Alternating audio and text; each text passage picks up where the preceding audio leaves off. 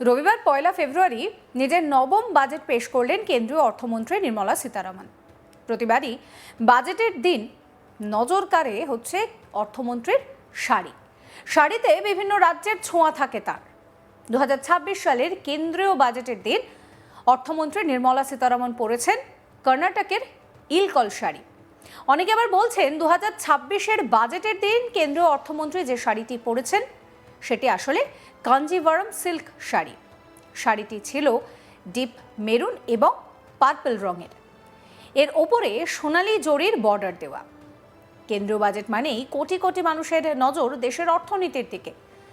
কর কাঠামো বদলাবে কি না বদলাবে না, কোন খাতে বরাদ্দ বাড়বে, মধ্যবিত্তের পকেটে স্বস্তি আসবে কিনা, এই সমস্ত প্রশ্নই যেন সকলের মনের মধ্যে চলতে থাকে। কিন্তু বছরের এই একটি দিনেই আরেকটি বিষয়ও সমান তালে আলোচনায় উঠে আসে, তা হলো কেন্দ্রীয় অর্থমন্ত্রী নির্মলা সীতারামনের শাড়ি।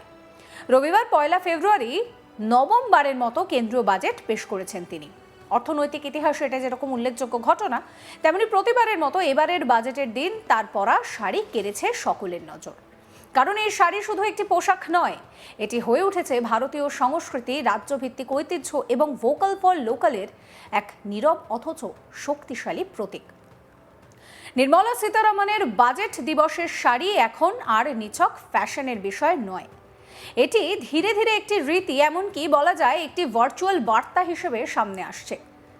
প্রতিটি বাজেটে তিনি যে শাড়ি পরেন তাতে কোনো না কোনো রাজ্যের হস্তশিল্প, তাঁত বা সাংস্কৃতিক ঐতিহ্যের ছাপ থাকে। কখনো তা অন্ধ্রপ্রদেশের কলমকারি, কখনো তামিলনাড়ুর মাদুরাই কটন, তো কখনো আসামের মোগা সিল্ক।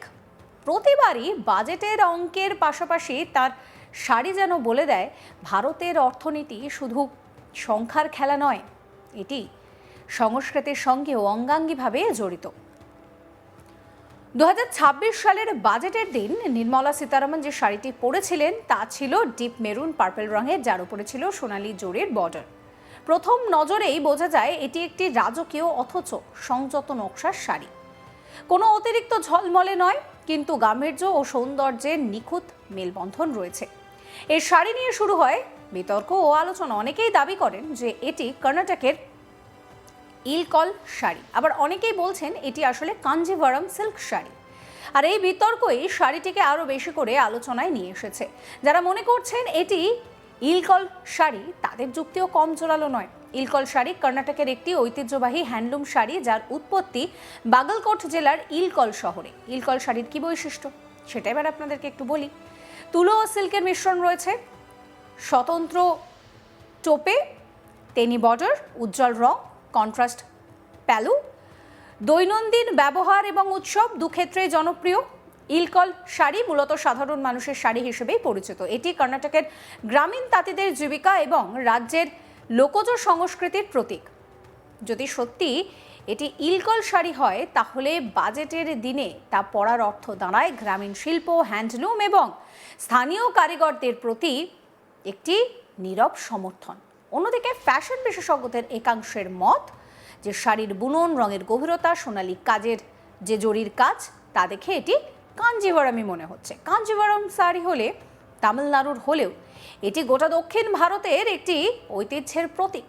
ভারী সিল্ক, খাঁটি জরি, রাজকীয় নকশায় এই শাড়ি খুবই বিখ্যাত। এবার আপনাদের ছোট করে বলি কাঞ্জিভারম সিল্ক শাড়ির কি বৈশিষ্ট্য। খাঁটি সিল্ক, মোটা ও ভারী জরি, গাঢ় রং যেরকম মেরুন, পার্পল, লাল, সবুজ, উৎসব ও বিশেষ অনুষ্ঠানের জন্য জনপ্রিয়। ডিপ মেরুন, পার্পল রং এবং সোনালী জরির বর্ডার কাঞ্জিভারম শাড়ির সঙ্গে বেশ সামঞ্জস্যপূর্ণ বলেই মনে করছেন অনেকে।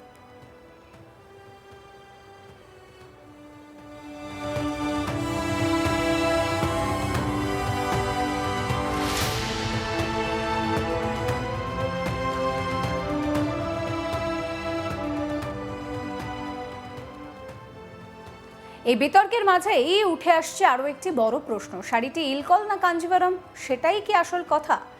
অনেক সাংস্কৃতিক বিশ্লেষকদের মতে শাড়ির নামের চেয়েও গুরুত্বপূর্ণ হলো তার বার্তা। নির্মলা সীতারামনের বাজেট দিবসের শাড়ি বরাবরই দক্ষিণ ভারতের ঐতিহ্যবাহী তাঁত, হস্তশিল্প এবং ভারতীয় নারীর আত্মপরিচয় প্রতীক।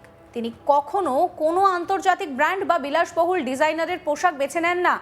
বরং তিনি বারে বারে ফিরে যান দেশীয় তাঁত এবং কারিগরদের কাছে।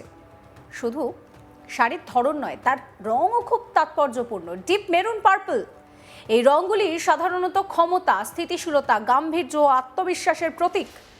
বাজেটের মতন একটি গুরুত্বপূর্ণ দিনে এই রং বেছে নেওয়া নিছক কাকতালীয় নয়, অর্থনীতির দায়িত্ব যার কাঁধে, তার পোশাকেও যেন সেই ভারসাম্য এবং দৃঢ়তার প্রতিফলন দেখা যায়। নির্মলা সীতারামন কখনোই গ্ল্যামারের রাজনীতিতে বিশ্বাসী নন। তার ব্যক্তিত্বে রয়েছে সংযম, সরলতা, দৃঢ়তা। শাড়ি সেই ব্যক্তিত্বেরই এক্সটেনশন। তিনি বারবার প্রমাণ করেছেন, ক্ষমতার জন্য পশ্চিমী পোশাক নয়, শাড়িই যথেষ্ট। এই বার্তাটিও ভারতীয় নারীদের কাছে অত্যন্ত গুরুত্বপূর্ণ। বাজেটের দিন অর্থনৈতিক ঘোষণা যতটা গুরুত্বপূর্ণ, ততটাই গুরুত্বপূর্ণ তার সাংস্কৃতিক প্রতিফলন। নির্মলা সীতারামনের শাড়ি যেন সেই সাংস্কৃতিক দিককেই সামনে আনছে। একদিকে কর সংস্কার, অবকাঠামো, এআই পরিষেবা, অন্যদিকে শাড়ির মাধ্যমে ভারতীয় সংস্কৃতির স্বীকৃতি। এই দ্বৈরথ, তার মধ্যেই ধরা পড়েছে এক আধুনিক ভারতের ছবি। বাজেট শেষ হতেই সোশ্যাল মিডিয়ায় ট্রেন্ড করতে শুরু করেছে। অনেকে শাড়ির ছবি শেয়ার করে কর্ণাটকের তাঁতিদের প্রশংসা করেছেন, আবার কেউ কেউ কাঞ্জিভারম শাড়ির ঐতিহ্য তুলে ধরেছেন। এই আলোচনায় প্রমাণ করে বাজেটের দিন শাড়ি এখন কেবল ফ্যাশনের বিষয় নয়, এটি সাংস্কৃতিক আলোচনার ক্ষেত্রও বটে।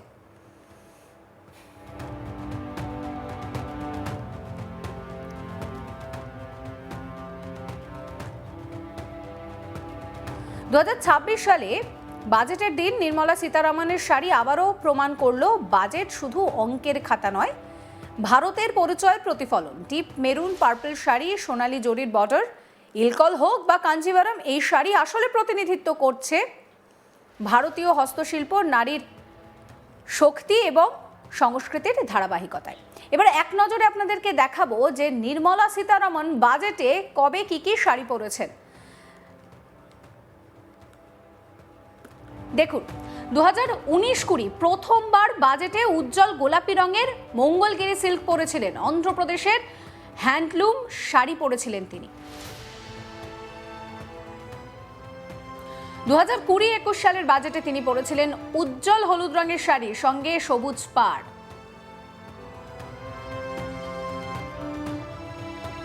2021-22 সালের বাজেটে অর্থমন্ত্রী পরেছিলেন লাল আর ঘিয়ে রঙের পোচামপল্লী ইক্কত শাড়ি, তেলেঙ্গানার শাড়ি এটি।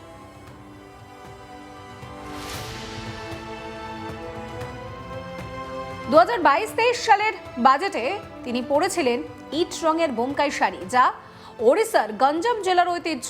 শাড়িতে ছিল রূপলি জরির কাজ।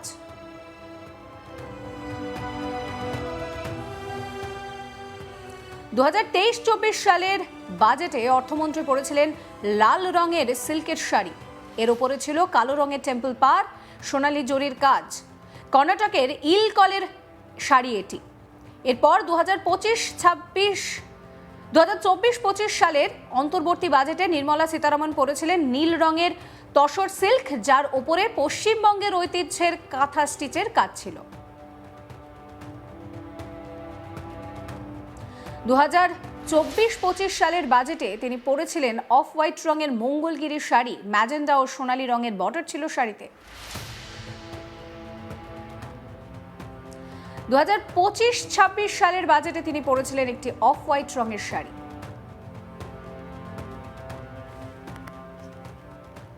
এই ভিডিও সম্পর্কে আপনাদের মতামত জানাবেন। সমস্ত খবরের আপডেটের জন্য চ্যানেলটিকে সাবস্ক্রাইব করতে ভুলবেন না।